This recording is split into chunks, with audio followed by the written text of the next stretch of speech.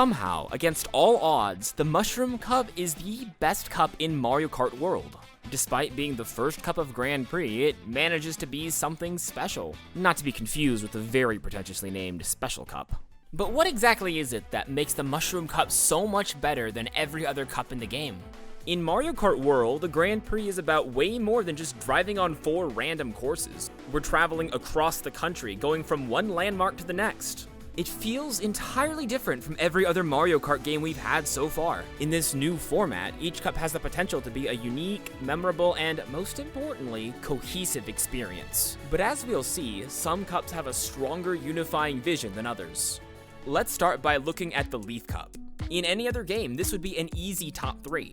Each course is unique in its own way, full of interesting ideas and distinct aesthetics. But in this case, the aesthetics are almost too distinct. These locations, while interesting, don't mesh well with each other in any meaningful way. You could swap any of these with Mario Circuit or Moo Moo Meadows and it wouldn't feel at all out of place. We're hitting one random biome after another, often taking routes that barely reflect the tracks they connect. It's like each of these courses was conceived in a vacuum, not really taking into account the fact that they'd eventually be part of a 4-track set. In a more intentional Grand Prix, each course would feel like one part of a whole experience, crafted to take advantage of this game's strengths. But here, the Grand Prix feels like a group project where everyone did their own part without even talking to each other. The pieces are competent, but there's no sense of direction. And the Leaf Cup is just one example. This is a recurring issue. The Shell, Lightning, and Special Cups are each a hodgepodge of random, interchangeable tracks that feel really out of place. Outside of the obligatory Bowser's Castle and Rainbow Road, any of these tracks could fit in any cup. The only pattern I can find here is that each cup starts somewhere simple before ending somewhere exciting. Peach Stadium notwithstanding. So instead of giving us a thematically consistent Lightning Cup that highlights Dry Bones Burnout and Airship Fortress before ending with Bowser, the designers relegated each of these tracks to their own separate cups, sacrificing cohesion for variety. I understand the value in giving each cup an exciting finale and not wasting your best tracks all in one place, but it's a shame this comes at the cost of having a unifying theme. This game wants so badly to have a cohesive, interconnected world, but these cups don't really follow that vision. But maybe I'm overreacting. Maybe I'm judging these cups based on a completely arbitrary set of standards based on my own interpretation of what I want Mario Kart World to be. Grand Prix has never been cohesive before, so why bother changing things now? But we know they changed things. They did it on purpose. They built a massive interconnected world and designed connecting routes between tracks, all to give the players a sense of cohesion. And how do they introduce this world to the new players? The Mushroom Cup. The one cup in this game with a unifying vision that breaks through everything else. The devs poured so much care and intention into the Mushroom Cup that it's hard to believe it exists in the same game as the rest of these. The Mushroom Cup experience revolves around this striking red desert region. I think the locals call it Arizona. Every single race features this Arizona backdrop in some form. Mario Bros. Circuit and Whistle Stop Summit are both situated here, which means the routes to Crown City and DK Spaceport pass through this biome by necessity. And it's such a striking backdrop for cross-country racing.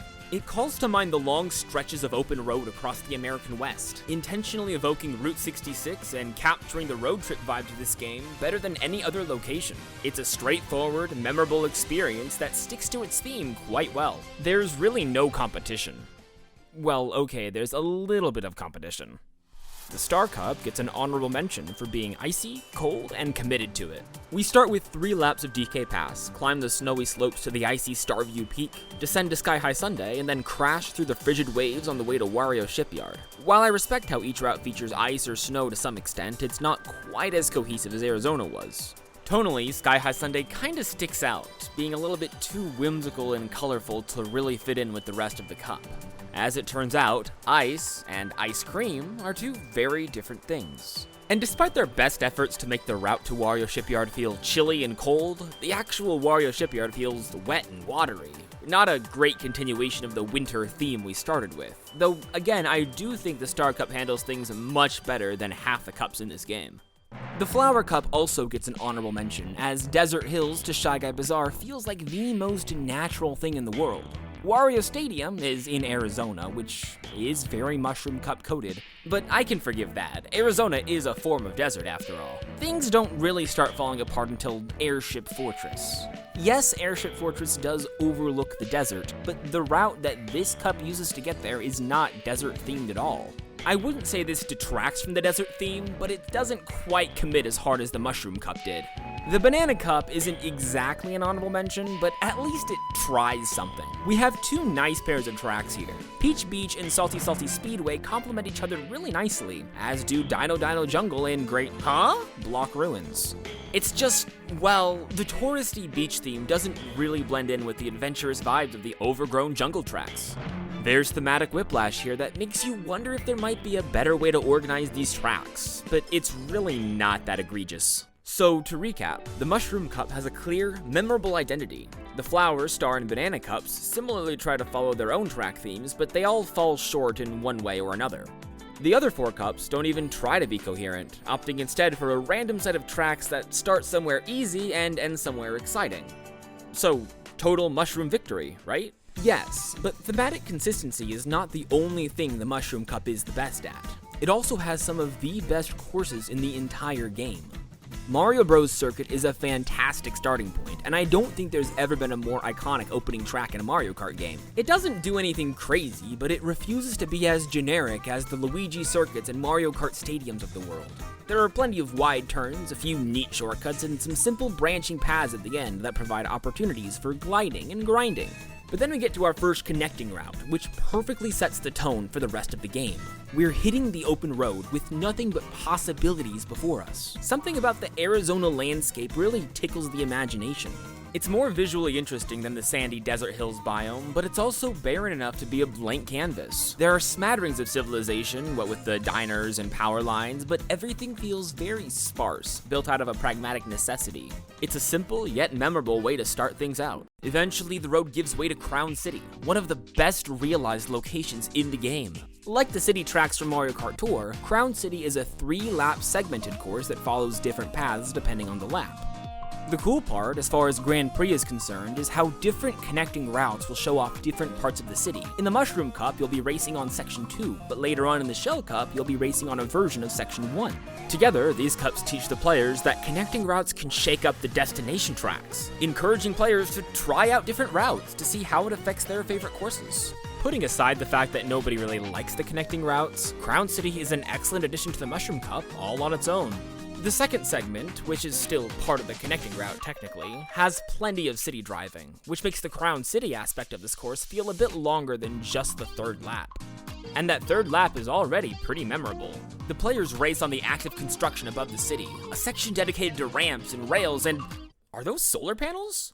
Finally, after all these years, solar frickin' roadways. Crown City is a brilliant second race that really leans into the spectacle, but it's not even close to the best the Mushroom Cup has to offer. Up until now, we've had tracks that feature paragliding and rail grinding, with one dedicated rail grinding section. But what if I told you there was a course so dedicated to rail grinding that it became a rail road? That's right, it's time to talk about Whistle Stop. This course is nothing but rails, and if you don't like this course, I seriously have to question your sense of whimsy.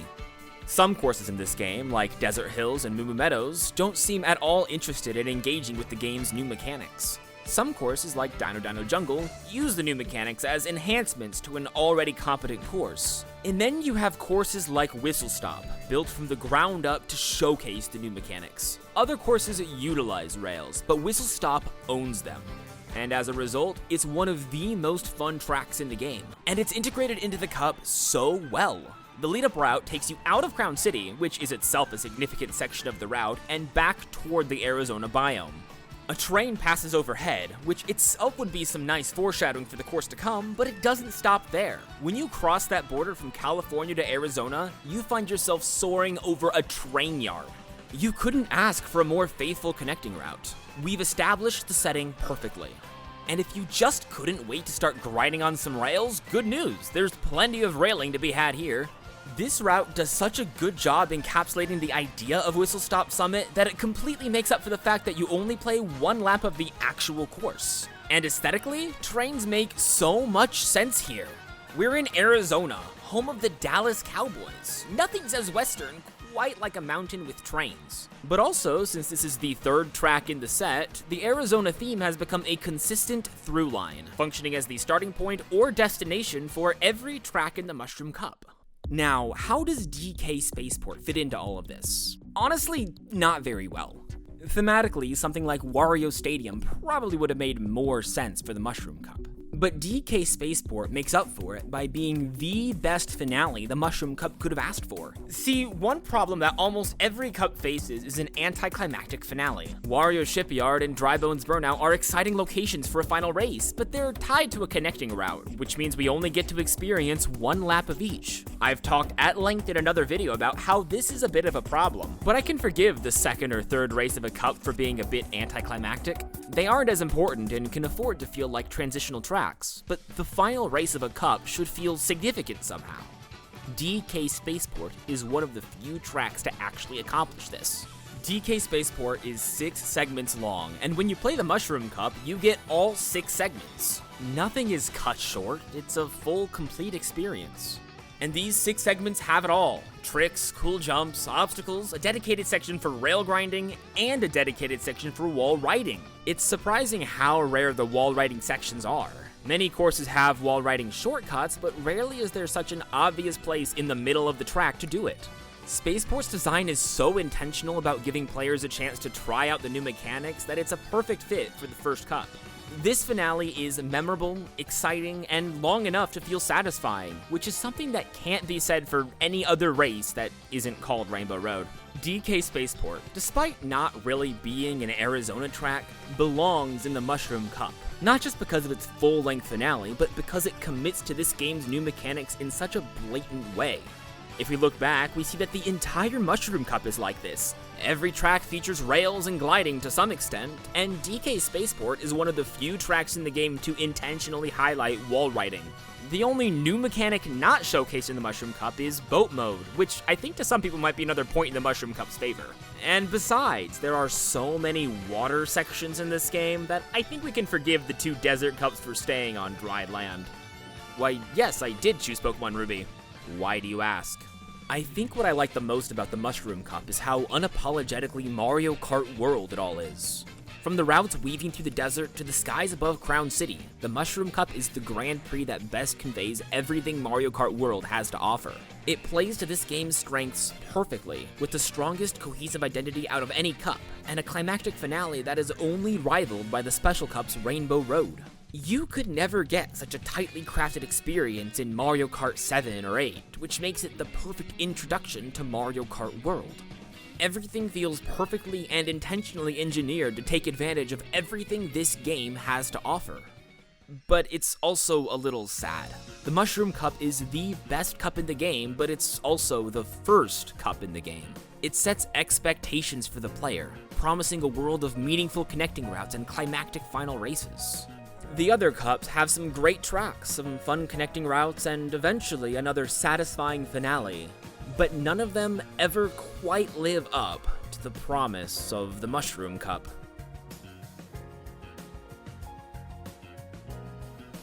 Whoa. Look at that. Look, and they're driving right by. They don't even know what they're missing.